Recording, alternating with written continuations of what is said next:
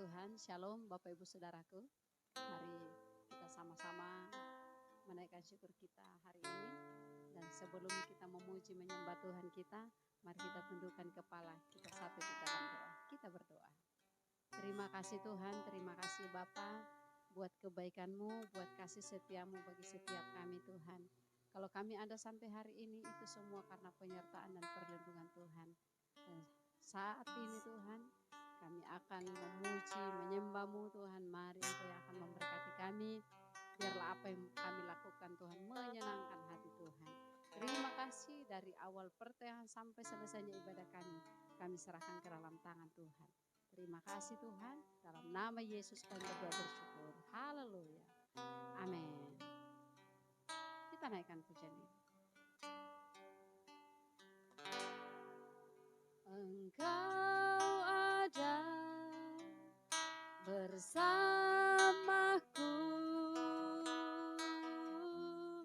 di setiap musim hidupku. Tak pernah Kau biarkan ku sendiri.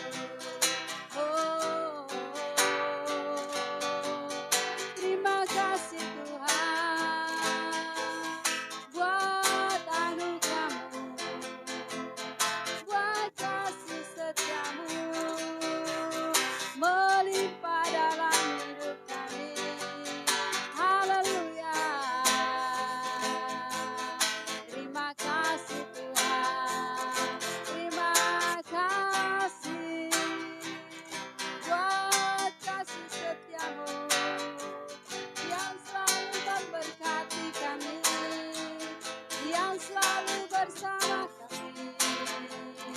Terima kasih. Oh, Yesus.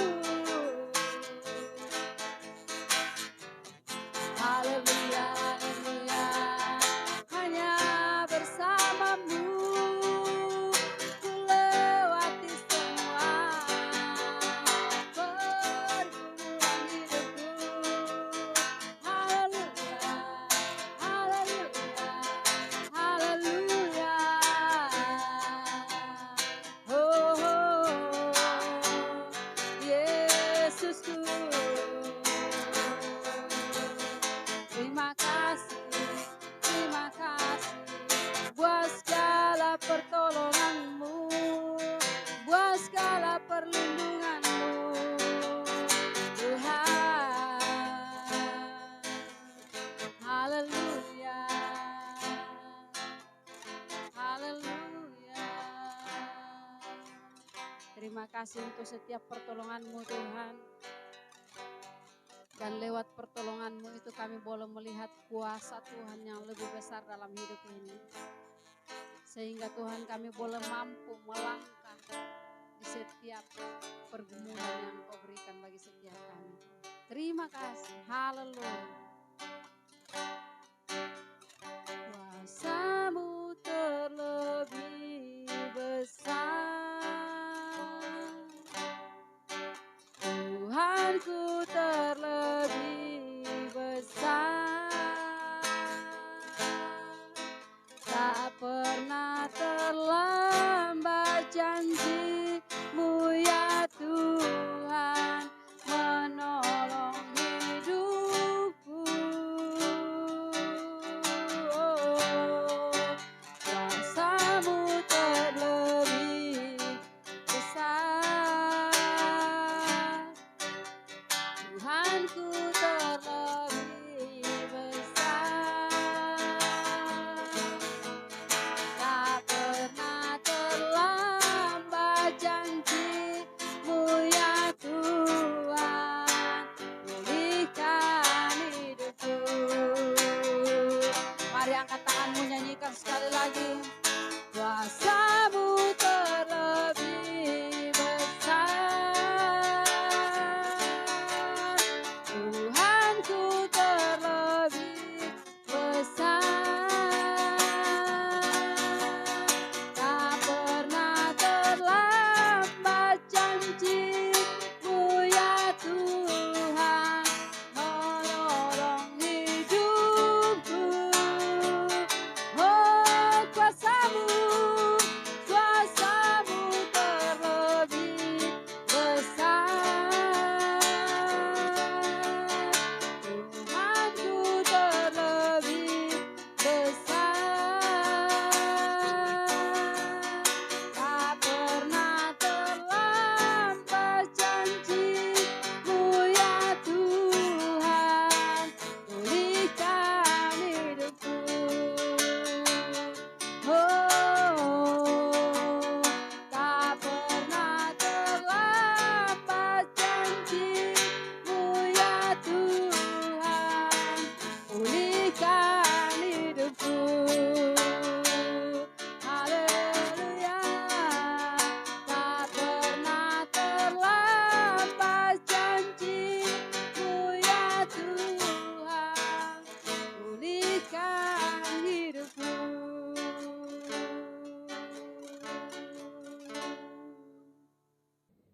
Shalom Bapak Ibu, Saudara yang terkasih dalam Tuhan.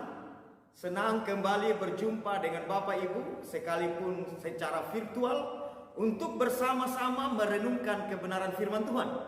Karena itu, marilah kita berdoa terlebih dahulu. Kita mohon tuntunan Roh Kudus. Mari berdoa.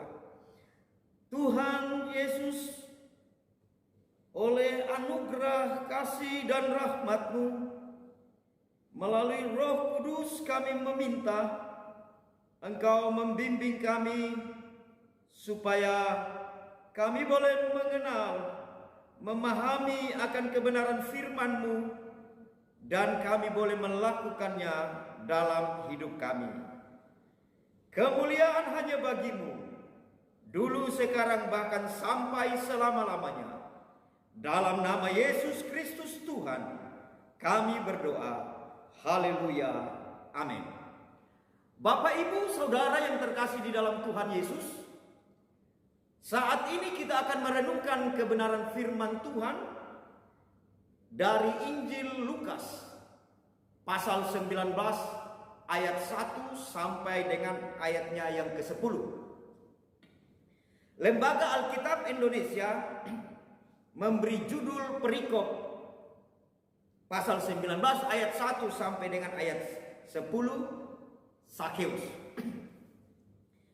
Bapak, Ibu, Saudara yang terkasih, tentunya pastilah kita sangat mengenal tokoh ini. Bahkan anak-anak sekolah minggu sekalipun ia sangat dikenal. Seorang kepala pemungut cukai di kota Yeriko yang mengalami perubahan dalam hidupnya karena berjumpa dengan Tuhan Yesus. Dan sungguh bahwa Alkitab mengajarkan kepada kita, orang-orang yang berjumpa dengan Tuhan, orang-orang yang mengalami Tuhan dalam hidupnya, mereka mengalami pembaharuan kehidupan. Mereka mengalami perubahan cara berpikir. Mereka mengalami perubahan dalam karakter mereka. Dan salah satunya yang kita akan pelajari saat ini, seorang tokoh yang bernama Sakeus, sebagaimana tadi saya katakan. Bapak, Ibu, Saudara yang terkasih dalam Tuhan, kita akan membaca Lukas pasal 19 ayat 1. Yesus masuk ke kota Yeriko dan berjalan terus melintasi kota itu. Penulis Injil Lukas menulis dengan tegas bahwa Yesus hanya sekedar akan melintasi kota Yeriko tanpa berencana untuk menginap di kota itu. Kemudian pada ayat 2 dikatakan, di situ ada seorang bernama Sakeus. Di kota itu, kota Yeriko yang terkenal kisahnya bagaimana temboknya rubuh melalui pujian penyembahan, sorak-sorai umat Israel ketika mereka mengawali memasuki tanah Kanaan yang dipimpin oleh Yosua. Tembok kota Yeriko dirubuhkan dengan sorak-sorai kemuliaan bagi Tuhan. Dikatakan bahwa di kota itu ada seorang yang bernama Sakeus, kepala pemungut cukai. Bapak, Ibu, Saudara yang terkasih dalam Tuhan, kita perlu garis bawahi bahwa dalam bacaan Alkitab kita di zaman Tuhan Yesus ada yang disebut dengan pemungut cukai. Salah seorang yang terkenal adalah Lewi, Matius, yang kemudian juga berjumpa dengan Tuhan dan kemudian ia mengikut Tuhan dan menjadi murid Tuhan. Dipercayakan lewat inspirasi Roh Kudus menulis Injil Matius. Namun dalam kisah ini Sakeus bukan sekedar pemungut cukai, tetapi ia adalah kepala pemungut cukai. Dan lagi pula Lukas menulis pada pasal 19 ayat 2 bahwa ia seorang kaya. Di zaman itu pemungut cukai dianggap sebagai orang-orang berdosa, disetarakan dengan perempuan-perempuan dursila, perempuan-perempuan pezina. Karena para pemungut cukai bukan hanya dianggap sebagai antek penjajah Romawi, alat kekuasaan, tetapi seringkali mereka memungut cukai, pajak dengan semena-mena, dengan tipu muslihat untuk memperkaya diri. Kalau pemungut cukai saja dianggap orang berdosa, apalagi kepala pemungut cukai. Ayat 3 dikatakan demikian. Ia, Sakeus, berusaha untuk melihat orang apakah Yesus itu. Tetapi ia tidak berhasil karena orang banyak mendahului. Ia, badannya pendek karena orang banyak sebab badannya pendek. Demikian firman Tuhan katakan.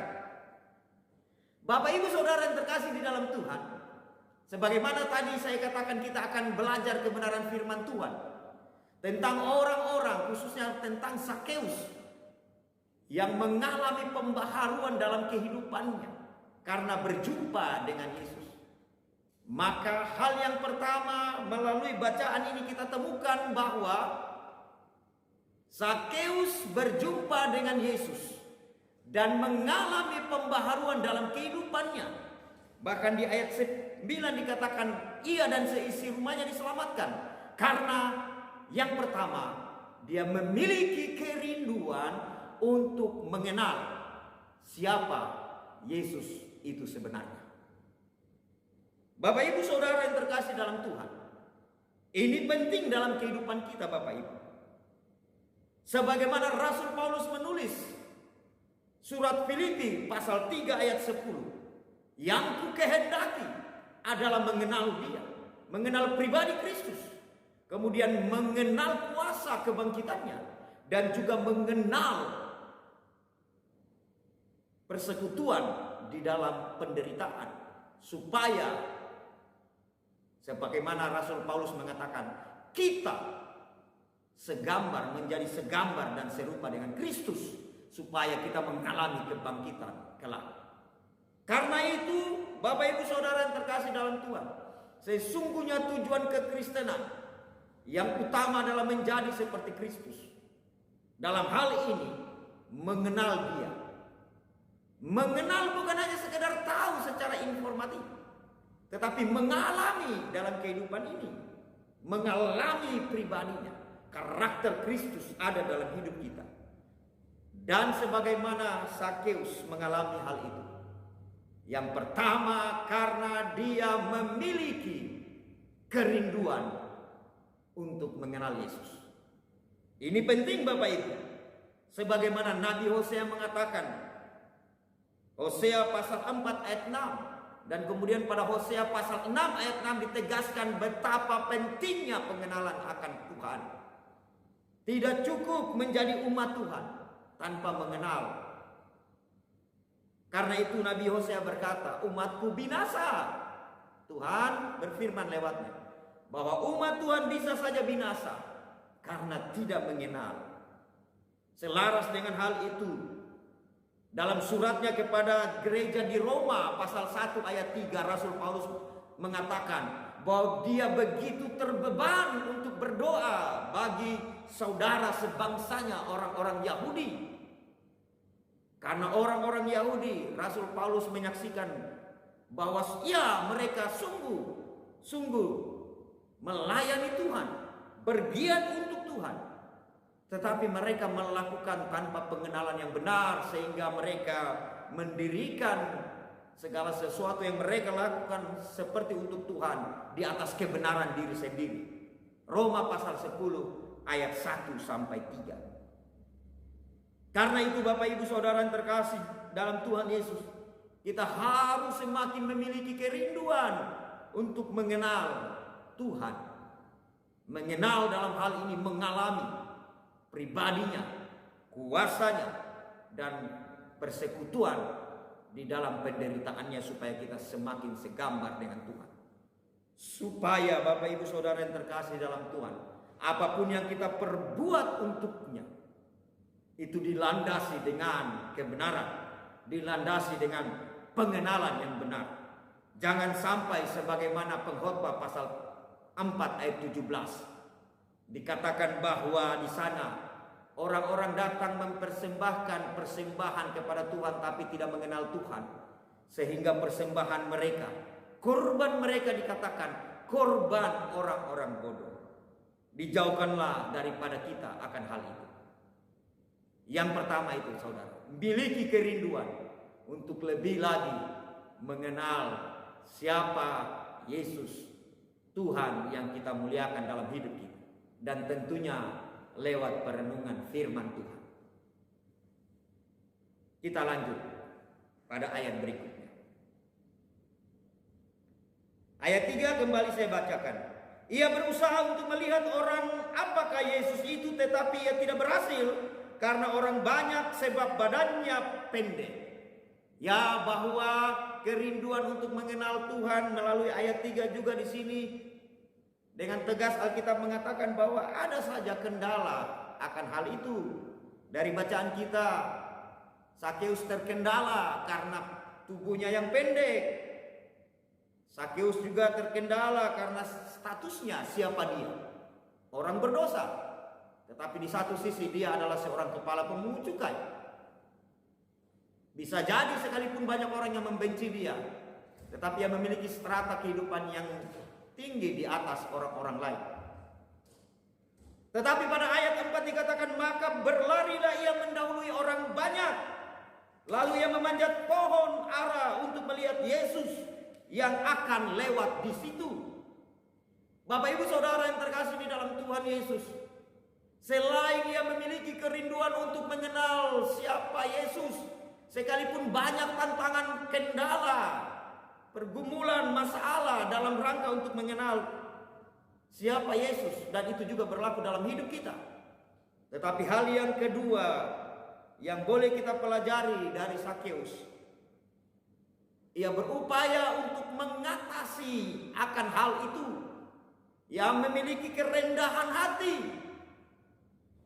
Alkitab berkata bahwa ia mendahului orang banyak. Mari sejenak kita bayangkan, ada seorang kepala pemungut cukai atau mungkin seorang kepala kantor pajak yang hanya untuk kerinduannya mengenal Yesus. Ia berlari-lari di tengah hari dan ia memanjat pohon. Ia mengabaikan orang-orang berbicara tentang siapa dirinya. Tetapi Bapak Ibu Saudara yang terkasih, oleh kerendahan hatinya, sehingga pada ayat 5 dikatakan ketika Yesus sampai ke tempat itu, ia melihat ke atas dan berkata, Sakeus, segeralah turun sebab hari ini aku harus menumpang di rumahmu. Hal yang kedua yang dimiliki oleh Sakeus, ternyata sekalipun ia orang yang berdosa, tetapi demi untuk mengenal siapa Kristus, dia merendahkan hatinya. Genaplah kebenaran firman Tuhan dalam Amsal 15 ayat 33, Amsal 18 ayat 12, bahwa orang-orang yang rendah hati sesungguhnya dekat pada kehormatan. Kerendahan hati mendahului kehormatan. Kita juga tentunya tidak melupakan kisah bagaimana seorang perwira di Kapernaum. Pada Matius pasal 8 ayat 8, seorang perwira yang berkata kepada orang-orang, kepada Kristus, kepada Tuhan, ia mengatakan bahwa katakan sepatah kata saja, maka hambaku itu akan sembuh. Tapi sebelum dia berkata demikian, dia berkata, engkau tidak layak datang ke rumahku. Dia sadar betul dan dia berkata bahwa saya ini seorang pemimpin dan di bawahku ada orang-orang yang saya bawahi. Karena itu dia berkata kepada Kristus.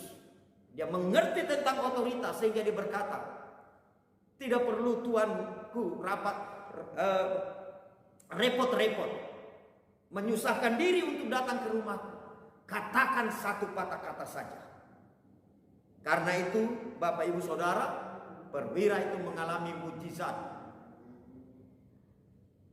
Mujizat di mana di situ dikatakan apa yang diinginkan ia alami. Kesembuhan bagi bawah. Demikian juga Sakeus, Bapak Ibu Saudara yang terkasih, yang memiliki kerendahan hati, sehingga Yesus berkata, aku harus menumpang dalam rumahmu.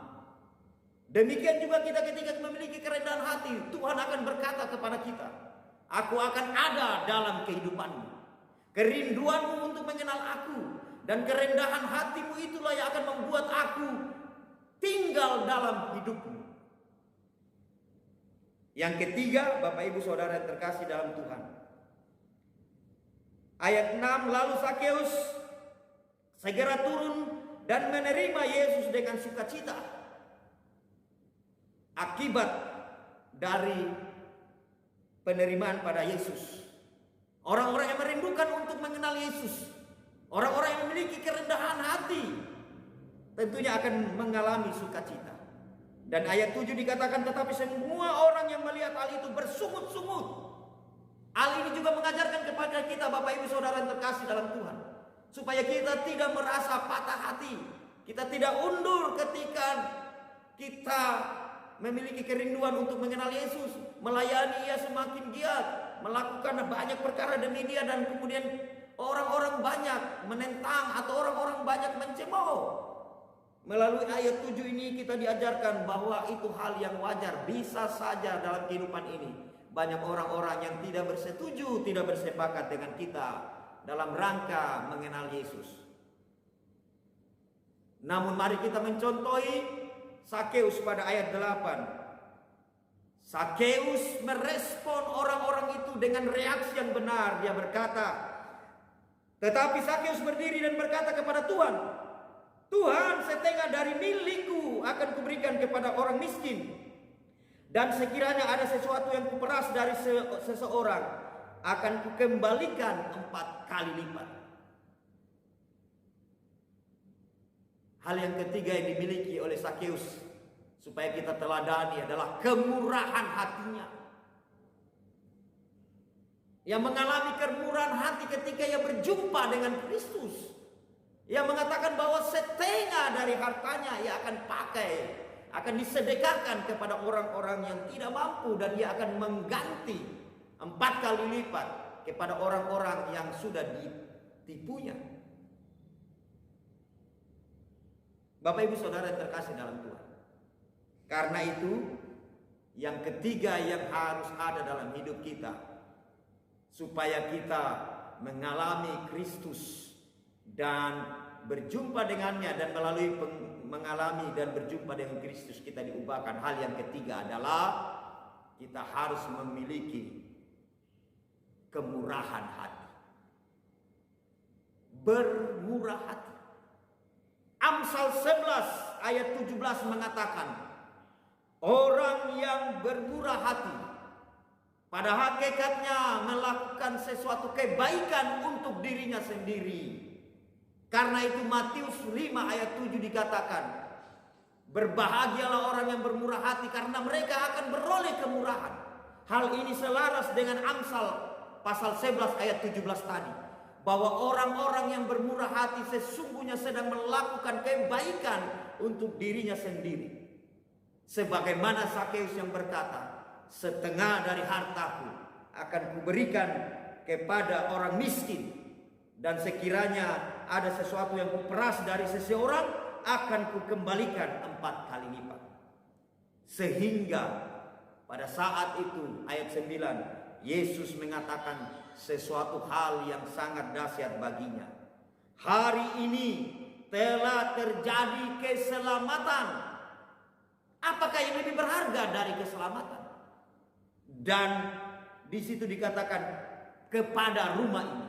Bukan hanya Sakeus, tetapi seisi rumahnya mengalami keselamatan. Dan salah satu dari keselamatan itu sendiri adalah pembaharuan budi. Diubahkan cara berpikir, diubahkan karakter. Dan itu berkat yang Tuhan nyatakan kepada Sakeus yang memiliki kerinduan untuk mengenal Yesus lebih lagi, yang memiliki kerendahan hati dalam rangka pengenalan itu, dan yang merespon dengan kemurahan hati karena ia telah berjumpa dengan Kristus. Bapak Ibu Saudara yang terkasih dalam Tuhan, karena itu mari kita terus membangun kerinduan kita untuk mengenal siapa Kristus, melalui perenungan-perenungan kita yang bersumber dari firman Tuhan, dan terus meminta supaya kita dituntun untuk mengalami pengenalan yang benar. Tetapi tidak sampai di situ. Kita memang membutuhkan kerendahan hati untuk hal itu, dan kita merespon dengan kemurahan hati karena kita akan terus mengalami pengenalan pada Tuhan, dibawa kepada kedalaman yang lebih lagi untuk mengenal siapa Kristus. Demikian firman Tuhan yang bisa kita renungkan saat ini. Tuhan Yesus memberkati, dan mari kita berdoa. Kemuliaan hanya bagimu, hormat, kuasa, pengagungan hanya bagimu. Engkau yang datang menyatakan dirimu kepada kami, dan kiranya kami memiliki kerinduan untuk mengenal Engkau lebih lagi.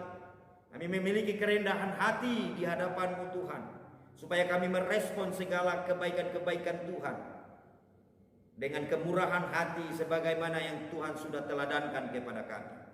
Berkatilah semua umat-Mu yang merenungkan bersama kebenaran firman Tuhan ini, sekalipun secara virtual, tetapi kami percaya bahwa kuasa-Mu tiada terbatas. Berkatilah juga lembaga pelayanan ini, LOB Ministry Bau-Bau. Tuhan memberkati pemimpin dan semua hamba-hamba Tuhan yang melayani di pelayanan ini, untuk hormat kemuliaan nama-Mu. Terima kasih. Kiranya damai sejahtera Tuhan yang melampaui segala akal tercurah atas kami semua saat ini, bahkan sampai selama-lamanya. Dalam nama Kristus Yesus Tuhan kami berdoa. Haleluya. Amin. Shalom.